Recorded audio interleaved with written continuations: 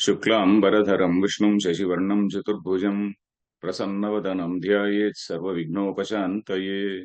नारायणं नमस्कृत्य नरं चैव नरोत्तमं देवीं सरस्वतीं व्यासं ततो जयमुदीरयेत्। गुरुर्ब्रह्मा गुरुर्विष्णुः गुरुर्देवो महेश्वरः गुरुः साक्षात् परं ब्रह्म तस्मै श्रीगुरवे नमः। ओम सरल संस्कृत गीता श्रवणाय सर्वेषां स्वागतम्। इदानीं वयं अष्टादशाध्याये वयं पठामः। अष्टादशाध्यायस्य सप्तचत्वारिंशत्तमश्लोकः अस्माभिः पठितः पूर्वकक्षायां। तदनन्तरमपि श्लोकेषु स एव विषयः तत्र विस्तरेण उक्तः। कः विषयः इत्युक्ते पूर्वश्लोकेषु यदुक्तं, पूर्वश्लोके इत्युक्ते ब्राह्मणक्षत्रियविषां शूद्राणां च परन्तप कर्माणि प्रविभक्तानि स्वभावप्रभवैर्गुणैः इति उक्तं खलु। स्वभावः इति शब्दस्य अर्थः कः? स्वभावः कर्माणि कथं प्रविभक्तानि इत्युक्ते तेषां स्वभावम् उद्दिश्य, स्वभावम् अपेक्ष्य इति, स्वभावं दृष्ट्वा अथवा परिशील्य स्वभावम् अपेक्ष्य कर्माणि प्रविभक्तानि, तेषां कर्माणि विहितानि इति वा, कर्माणि विहितानि, कर्माणि व्यवस्थितानि इत्येवं। व्यवस्थितानि इत्युक्ते व्यवस्था एवं कृता इति, एवं तव स्वभावः एवमस्ति त्वम् एवं कुरु इति। एवं तत्र स्वभाव इति शब्दः अत्यन्तं मुख्यः शब्दः इति मया उक्तं खलु। तत्र स्वभाव इति शब्दस्य अर्थः कः? ईश्वरस्य प्रकृतिः माया इति एकः अर्थः। माया कारणं येषां गुणानां ते गुणाः इति, अर्थात् सत्त्वरजस्तमो गुणाः इति एकः अर्थः। अनन्तरं द्वितीयार्थः ब्राह्मणस्वभावः एवं भवति। शमः दमः तितिक्षा इत्यादि तस्य स्वभावः, मनुष्यस्य स्वभावः एवं भवति। सः स्वभावः कथं, तस्य कारणं किम् इत्युक्ते सत्त्वगुणः तस्य कारणम् इति द्वितीयः अर्थः दत्तः। तृतीयार्थः अपि अत्यन्तं भिन्नः नास्ति। पूर्वजन्मकृतानां कर्मणां संस्काराः इदानीम् अभिव्यक्ताः इति। अनेकेषु जन्मसु अस्माकं पूर्वजन्म इत्युक्ते न केवलम् एकं जन्म, अपि तु अनन्तानि जन्मानि। तेषु सर्वेषु अपि अनेकानि कर्माणि कृतानि खलु। अनेकेषु योनिषु जन्म प्राप्य अनेकानि कर्माणि कृतानि। परन्तु मनुष्यजन्मनि यानि यानि कर्माणि कृतानि तान्येव अत्र परिगण्यन्ते।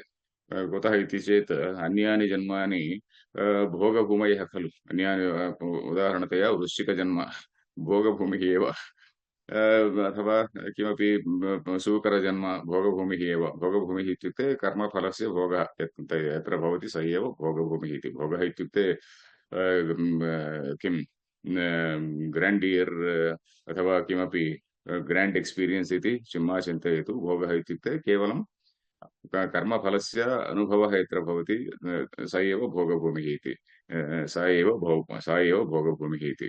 एवं मनुष्यजन्मसु पूर्वजन्मसु अनेकानि कर्माणि कृतानि खलु। उत्तमानि कर्माणि कृतानि, नीचकर्माणि अपि कृतानि, निकृष्टानि कर्माणि अपि कृतानि। तेषां तेषां कर्माणाम् अस्माकं मनसि संस्काराः भवन्ति खलु। संस्काराः इदानीम् उत्पद्यन्ते। इदानीम् आधुनिककाले सैकालजि मध्ये अपि वयं वदामः खलु, तत्र केचन जेनेटिक् इन्हेरिटेन्स् इति किमपि वदामः। पूर्व जन्मसु पूर्वजन्मसंस्काराः अपि भवन्ति इति। अस्माकं पितॄणां सकाशात् अपि भवति इति। पितॄणां सकाशात् इत्युक्ते अस्माकं जन्म तस्मिन्नेव कुले भवति इति पूर्वं भगवद्गीतायां वयं पठितवन्तः। तस्मिन्नेव कुले अस्माकं संस्काराणाम् अनुसारेण एव तस्मिन् तादृशे कुले एव अस्माकं जन्म भवति इति श्रुतं खलु। एवं स्वभावः इति अत्यन्तं मुख्यः विषयः। स्वभावमनुसृत्य कर्माणि विहितानि अथवा कर्माणि व्यवस्थापितानि इति अत्र विषयः। अनन्तरश्लोकेषु अपि एवमेव उच्यते। जागरूकतया परिशीलनीयाः श्लोकाः। कस्मात् कारणात् इत्युक्ते यथा मया उक्तं, आधुनिककाले आधुनिकदृष्ट्या विवासास्पदाः श्लोकाः एते। कस्मात् कारणात् इत्युक्ते अहम् इदानीं शूद्रकर्म एव, परिचर्यात्मकं कर्म एव मया करणीयं वा इति कश्चित् वदति। शूद्रकुले जातः, परन्तु तस्य स्वभावः प्रायः अन्यः भवेत्। शूद्रकुले जातः यः कश्चित् शूद्रकुले जातः शूद्रस्वभावः एव भवति इति नियमः नास्ति। वयं दृष्टवन्तः कुत्र ब्राह्मणक्षत्रियविषां शूद्राणां च तत्रैव नीलकण्ठव्याख्यायां नीलकण्ठचतुर्धरव्याख्यायां वयं दृष्टवन्तः। महाभारतस्य अनेके श्लोकाः तत्र उदाहृताः खलु। महाभारतात् वनपर्वणि तत्र नहुषप्रश्नाः इति सन्ति खलु। तत्र नहुषः किं वदति, कः ब्राह्मणः इति। एते गुणाः सन्ति चेत् सः ब्राह्मणः इति। परन्तु एते गुणाः न सन्ति चेत् कथं व्यवहर्तव्यम् इत्युक्ते सः शूद्र एव परिगणितव्यः इति। एते गुणाः शूद्रेषु वर्तन्ते तदानीं किं कथं तेन सह व्यवहर्तव्यम् इत्युक्ते ब्राह्मण इव सः द्रष्टव्यः अथवा आदरणीयः इत्येव श्रुतं खलु। तत् सर्वदा मनसि स्थापितव्यम्। आधुनिककाले यः कश्चित् अस्मान् पृच्छति, भवन्तः सर्वेपि अस्मान् पीडितवन्तः, दमनम् अस्माकं दमनं कृतवन्तः इति वदन्ति खलु। तदानीम् एते सर्वे विषयाः वक्तव्याः भवन्ति। कस्मात् कारणात् इति चेत् ग्रन्थेषु एवमेव वर्तते। अस्माकं प्राचीनाः एवमेव तेषां वर्तनमासीत्। इदानीन्तनकाले वयम् एतत् सर्वमपि विस्मृतवन्तः इति कारणात् वयं चिन्तयामः वयं पीडकाः इति चिन्तयामः, ते चिन्तयन्ति ते पीडिताः इति चिन्तयन्ति। परन्तु तस्मिन् समये पीडकः पीडितः इति भावना न आसीत्। ब्राह्मणः एव सर्वेभ्यः वस्तूनि गृह्णन् आसीत्, याचनं कुर्वन् आसीत् इति समाजस्य स्थितिः एवमासीत् इति अस्माभिः सम्यक् ज्ञातव्यम्। अनन्तरश्लोकेषु अपि एवमेव वर्तते। सहजं कर्म सदोषमपि न त्यजेत् इति एव। एवमेव स्वकर्म इत्युक्ते स्वभावविहितं कर्म तदेव करणीयम् इति। यत्र स्वभावविहितं कर्म कस्मात् करणीयम् इत्युक्ते स्वभावविहितं कर्म यदि मनुष्यः करोति चेत् सुलभरीत्या करोति इति। यदि मम गुणः सत्त्वगुणः अस्ति इति अथवा तमोगुणः इति चिन्तयन्तु।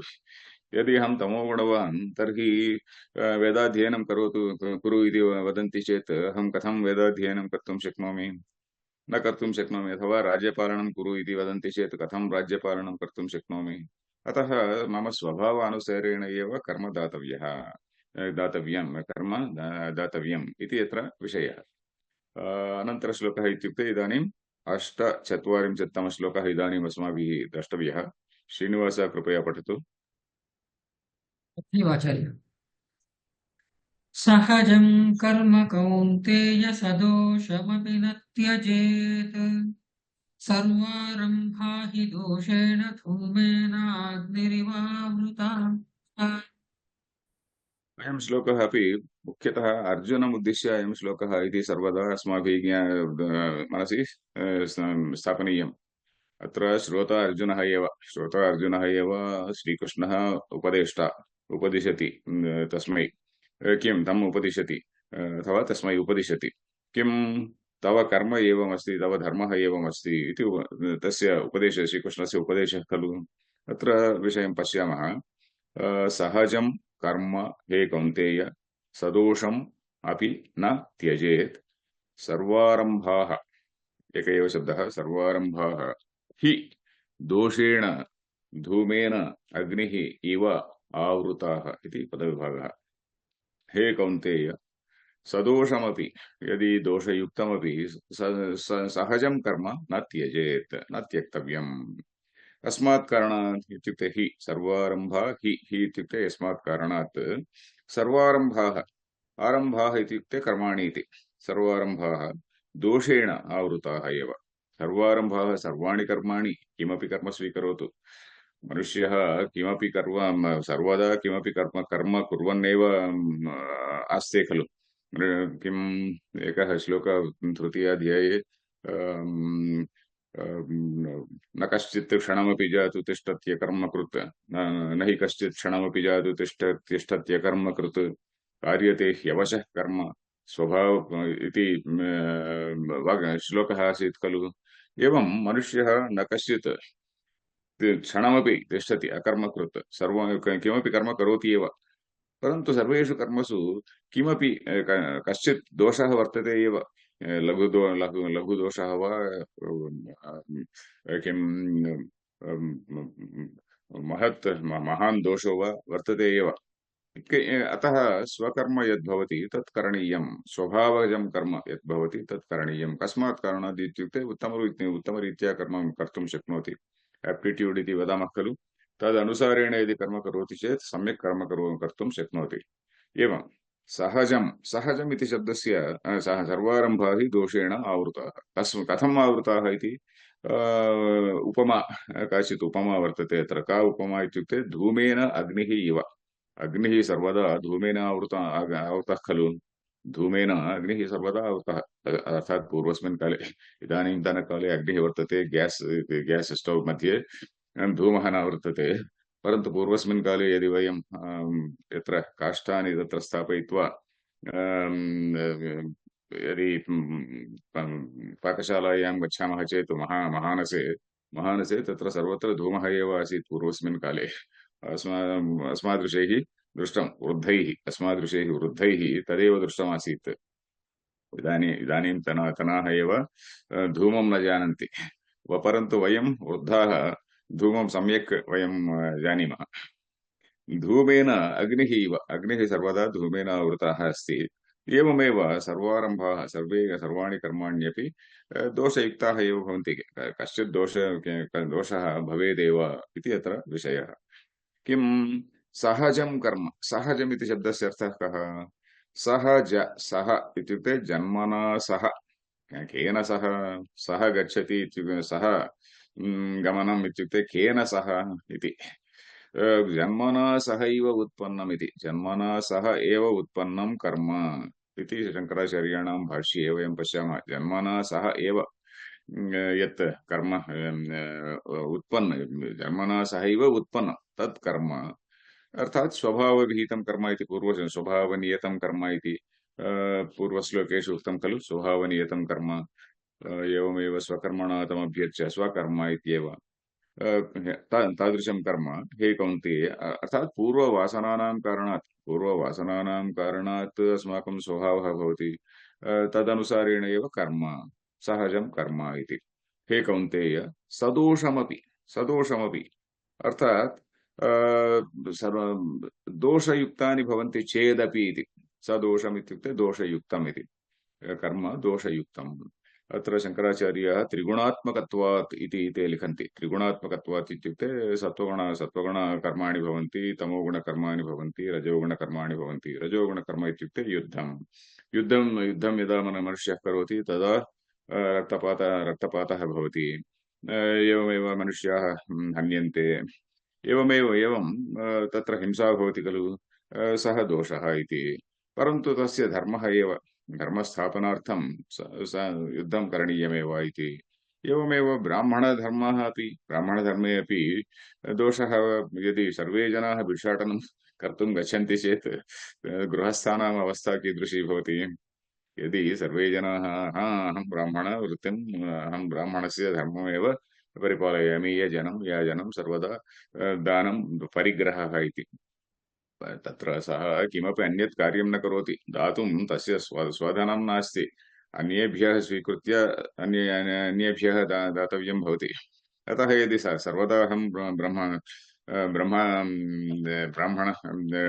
कर्मणि एव, अथवा ब्राह्मणेभ्यः यत् कर्म विहितं तदेव कर्म अहं करिष्यामि इति अहं चिन्तयामि चेत् सर्वदा अनुदिनं भिक्षाटनं करणीयम्। यदि सर्वे जनाः ब्राह्मणवृत्तिं स्वीकुर्वन्ति चेत् गृहस्थानां कीदृशी स्थितिः भवति? सः ते पलायन्ते, गृहस्थाः सर्वेपि पलायन्ते, अथवा निष्कासयन्ति, एतान् याचकान् निष्कासयन्ति। अन्ये जनाः याचकशत्रुः इति वाक्यं वर्तते खलु। एवम् एकः ब्राह्मणः अन्यब्राह्मणस्य शत्रुः भवति। एवं कामक्रोधादयः उत्पद्यन्ते। एवं सर्वेषु कर्मसु अपि दोषः कश्चित् दोषः भवेदेव। कृषिकर्म करोति मनुष्यः, कृषिकर्म करोति, कृषिकर्मणि कीदृशः दोषः इत्युक्ते कर्षणसमये अनेके जन्तवः, लघुजन्तवः, अल्पजन्तवः ते म्रियन्ते। एवमेव वैश्यकर्मणि अपि कस्यचित् लाभः भवति, कस्यचित् नष्टं भवति। एवं तत्रापि हिंस किमपि पीडा काचित् पीडा वर्तते, किमपि कश्चित् दोषः वर्तते एव। अतः सदोषमपि न त्यजेत्। सात्विककर्माणि अपि दोषयुक्तानि भवन्ति। एवं सदोषमपि न त्यजेत्। सर्वारम्भाः सर्वारम्भाः इत्युक्ते आरम्भाः इत्युक्ते आरभ्यन्ते इति आरम्भाः इति आरभ्यन्ते इति आरम्भाः। अस्माभिः इदानीं किमपि कर्म कस्यापि आरम्भः इति चिन्ता। आरम्भः इत्युक्ते किमपि कर्म इदानीम् आरब्धम् इति। एवं कर्माणि इति आरम्भः इत्युक्ते आङ्ग्लभाषायां वयं यदि ट्रू ट्रान्स्लेशन् करणीयं चेत् आरम्भः इत्युक्ते कमेन्स्मेण्ट्स् इति वदामः खलु। कमेन्स्मेण्ट्स् एवं वर्क्स् इति कमेन्स्मेण्ट्स् वर्क्स् इति।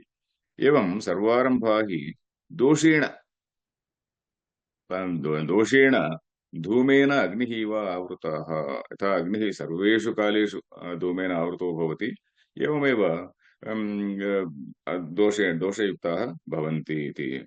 अत्र अस्माकं प्रश्नः एवं भवति, अन्येषाम् अस्माभिः सर्वैरपि परिचर्या करणीया वा इति यत्र वर्तते, तदानीम् अस्माभिः किं वक्तव्यं? तत्र नहुषोपाख्याने यदुक्तं तत् अस्माभिः वक्तव्यं।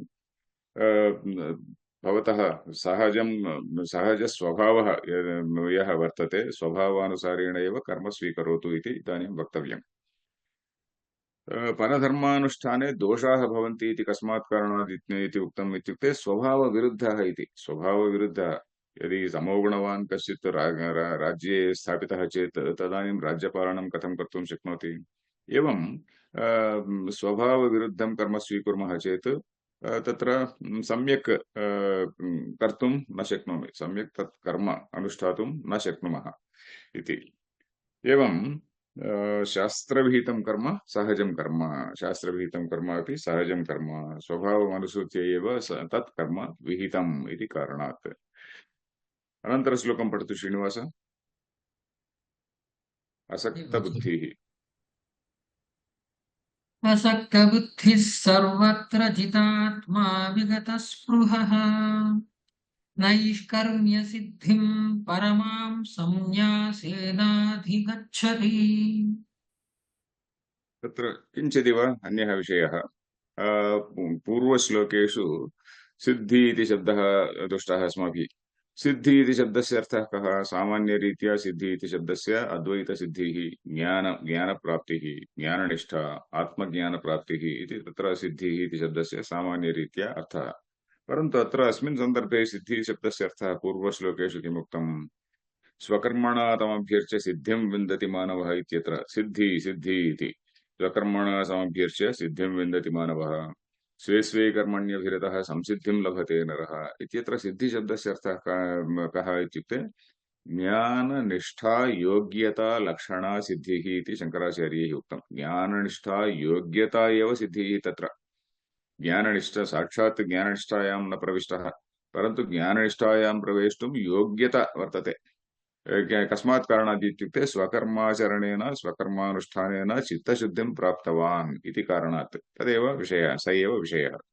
अत्र इदानीं श्लोकं पश्यामः। अनन्तरं किं? ज्ञाननिष्ठा योग्यता लक्षणा सिद्धिः प्राप्ता। अनन्तरं किं? यदि सः तस्मिन्नेव मार्गे अग्रे गच्छति चेत् नैष्कर्म्य सिद्धिम् अर्थात् आत्मज्ञानमपि प्राप्नोति इति प्राप्स्यति इति अत्र विषयः। असक्तबुद्धिः सर्वत्र जितात्मा विगतस्पृहः इत्यपि समासः, असक्तबुद्धिः इत्यपि समासः। नैष्कर्म्यसिद्धिं परमां सन्न्यासेन अधिगच्छति इति पदविभागः। असक्तबुद्धिः अत्र किं? ज्ञाननिष्ठा योग्यता लक्षणा सिद्धिः तत्र उक्ता खलु। तस्याः सिद्धेः फलं किम् इति अत्र अग्रे गत्वा तस्मिन्नेव मार्गे सः गच्छति चेत् अग्रे किं प्राप्स्यति सः इति अत्र उक्तम्। तस्य फलं किम् इत्युक्ते नैष्कर्म्यसिद्धिरेव तस्य फलम् इति अत्र उच्यते। अत्र श्लोके श्रीकृष्णः वदति नैष्कर्म्यसिद्धिः नाम का इति अत्र द्रष्टव्यः। असक्तबुद्धिः इत्युक्ते यस्य शक्तिः नास्ति, शक्तिः इत्युक्ते आसङ्गः अथवा अटैच्मेण्ट् इति वदामः। कर्मफले कर्मफले अपि आसक्तिः नास्ति, सर्वेषु लोकविषयेषु अपि आसक्तिः नास्ति इत्येव। तत्र कर्मफले असक्ता बुद्धिः यस्य सा असक्तबुद्धिः। एकस्मिन् विषये असक्ता बुद्धिः यस्य सा असक्तबुद्धिः। बुद्धिः इत्युक्ते अत्र अन्तःकरणमित्येव। अस्माकम् शुद्धिवशात् कर्माणि करोति, परन्तु शक्तिः तत्र सङ्गः नास्ति इति। एवम् असक्तबुद्धिः सर्वत्र सर्वेषु कार्येषु। एवमेव जितात्मा। आत्मा इति शब्दस्य अर्थः कः? अन्तःकरणः इत्येव, अन्तःकरणम् इत्येव। आत्मा जितात्मा, जितम् अन्तःकरणं येन स जितात्मा इति। अर्थात् वशीकृतात्मा, अर्थात् शमदमादिसम्पन्नः इति। शमदमादिसम्पन्नः वशीकृतः आत्मा यस्य स जितात्मा इति। जितः आत्मा यस्य स जितात्मा इत्येव। एवमेव विगतस्पृहः। स्पृहा इत्युक्ते अपि वाञ्छा कामना इत्येव खलु। कामनाः न सन्ति इदानीं विषयेभ्यः मनः निवृत्तमस्ति। विषयेभ्यः एतत् प्राप्तव्यम् एतत् प्राप्तव्यम् एतत् प्राप्तव्यम् इति विषयेभ्यः मनः निवृत्तमस्ति। एवं विगतस्पृहः शब्दस्य विग्रहवाक्यं किम् इत्युक्ते विगता स्पृहा विषयेभ्यः विगता स्पृहा यस्य स विगतस्पृहः इति। विगता स्पृहा, विगता इत्युक्ते निर्गता, निर्गता स्पृहा, स्पृहा इत्युक्ते कामना। विगता स्पृहा यस्य सः विगतस्पृहः। कस्मात् किं विगता इत्युक्ते विषयेभ्यः। विषयेभ्यः किं योगशास्त्रे किं वदामः, प्रत्याहार इति वदामः। प्रत्याहारः इति। प्रत्याहार इत्युक्ते विषयेभ्यः निवृत्तिः इति। विषयेभ्यः मनसः निवृत्तिः इति। इत्येवं विषयेभ्यः विगता स्पृहा यस्य सः भोगेषु विगता स्पृहा इत्येव। अत्र शङ्कराचार्यः आत्मज्ञः इत्यपि वदन्ति। आत्मज्ञः इति विगतस्पृहा असक्तबुद्धिः सर्वत्र जितात्मा विगतस्पृहा कः आत्मज्ञः भूत्वा किं परमां नैष्कर्म्यसिद्धिं अथवा नैष्कर्म्यसिद्धिं परमां नैष्कर्म्यसिद्धिं प्राप्नोति इति अधिगच्छति। नैष्कर्म्यसिद्धि इति शब्दस्य अर्थः इदानीं भाष्यं पश्यामः।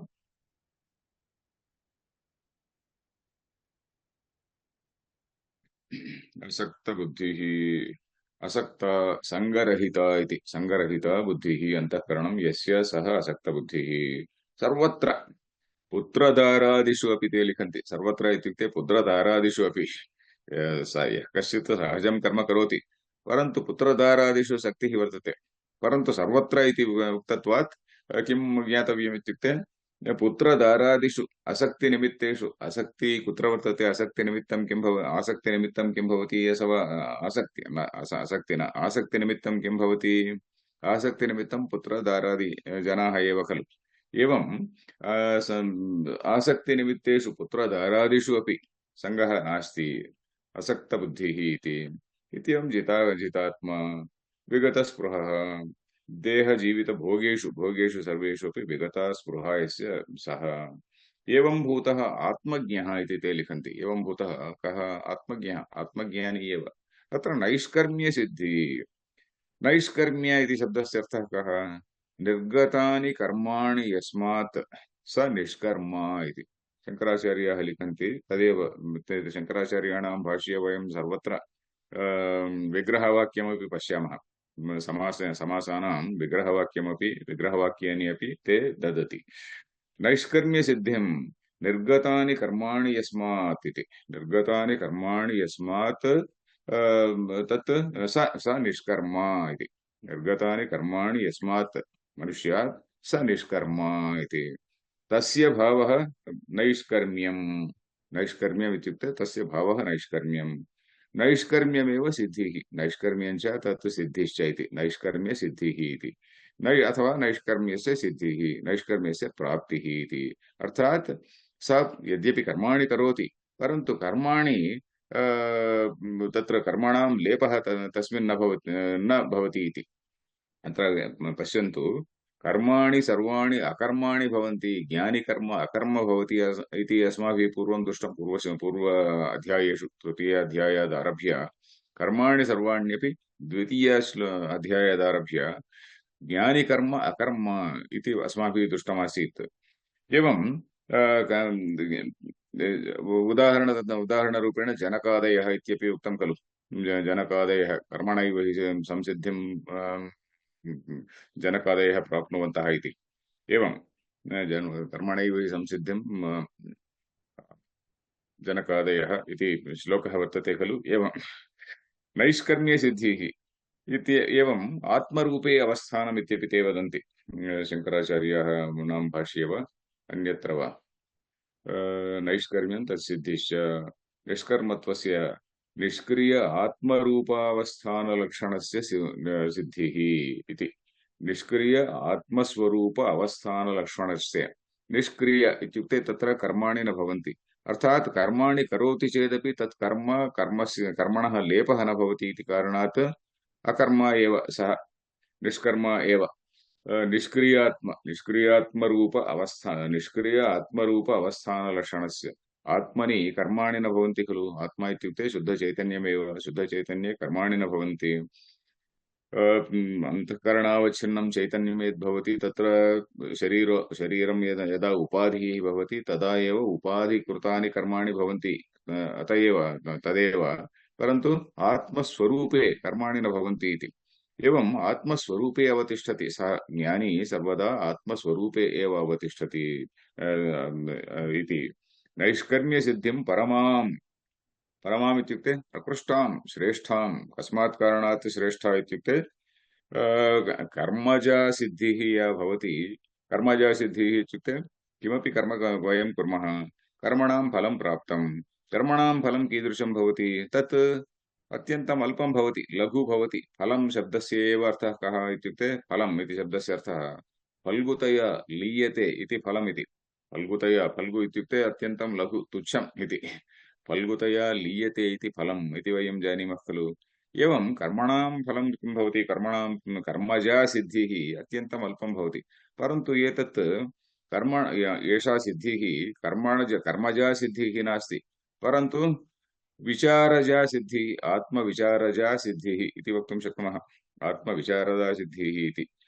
नैष्कर्म्य सिद्धिं परमां सन्न्यासेन इति शब्दस्यापि शङ्कराचार्याः अर्थद्वयं ददति ते। अर्थद्वयं। प्रथमम् अर्थं किं? प्रथमः अर्थः कः इत्युक्ते सम्यक् दर्शनेन इति वदन्ति। सन्न्यासेन इति शब्दस्य सम्यक् दर्शनेन इति।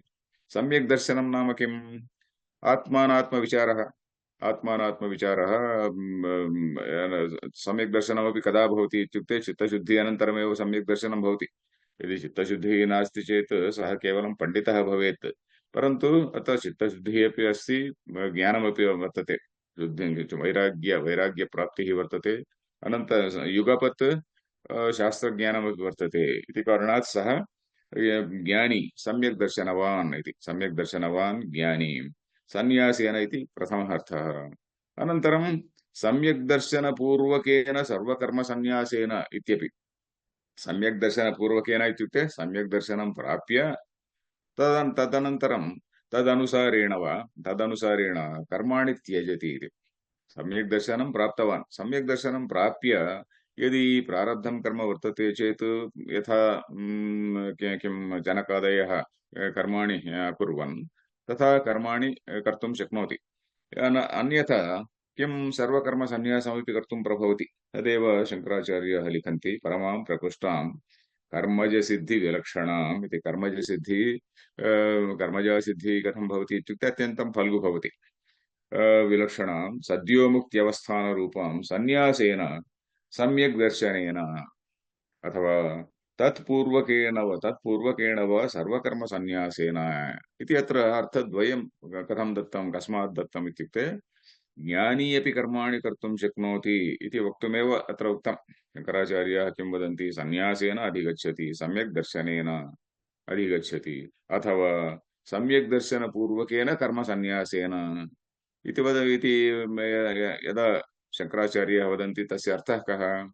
एवं सर्व सम्यक् दर्शनं प्राप्य कर्माणि अपि कर्तुं शक्नोति, सम्यक् दर्शनं प्राप्य कर्मभ्यः निवर्तितुम् अपि शक्नोति, कर्माणि त्यक्तुमपि शक्नोति इति, सर्वकर्मसन्न्यासमपि कर्तुं शक्नोति इति अर्थद्वयमस्ति। सन्न्यासेन अधिगच्छति, अधिगच्छति इत्युक्ते प्राप्नोति इति। ज्ञानी कथं कर्माणि करोति इति अस्माभिः पूर्वं दृष्टं खलु। नैव किञ्चित् करोमि इति युक्तो मन्येत तत्त्ववित्, पश्यन् शृण्वन् स्पृशन् जिघ्रन् नश्नन् गच्छन् स्वपन् श्वसन् इत्यादि श्लोकेषु इन्द्रियाणि इन्द्रियार्थेषु वर्तन्ते इति भावयन् इत्यपि अस्माभिः दृष्टं खलु। एवं ज्ञानी तस्याम् अवस्थायां वर्तते। ज्ञानी सर्वदा आत्मरूपे अवस्थितः भवति इति कारणात् तस्य कर्माणि अकर्म भवन्ति इति अत्र विषयः। अनन्तरश्लोकस्य लघुश्लोकः एव पठितुं शक्नुमः। अनन्तरश्लोकं पठतु श्रीनिवास। समयः यद्यपि समाप्तः। तथैव तर्हि सिद्धिं प्राप्तो यथा ब्रह्म तथाप्नोति निबोध मे। समासेनैव कौन्तेय निष्ठा ज्ञानस्य या परा। सिद्धिं प्राप्तः यथा ब्रह्म तथा आप्नोति निबोध मे। समासेन एव हे कौन्तेय निष्ठा ज्ञानस्य या परा। अस्मिन् श्लोके एकः अपि समासः नास्ति, सर्वे लघु लघु शब्दाः एव। सिद्धिं प्राप्तः, सिद्धि शब्दस्य पूर्वश्लोकेषु यः अर्थः उक्तः स एव अर्थः अत्रापि, ज्ञाननिष्ठा योग्यता लक्षणा सिद्धिः इति। सिद्धिं पूर्वश्लोके किमुक्तं? पूर्वश्लोके नैष्कर्म्य सिद्धिं प्राप्स्यति इति उक्तं, परन्तु साक्षात् नैष्कर्म्य सिद्धिं न प्राप्स्यति, तत्र क्रमेण प्राप्नोति खलु।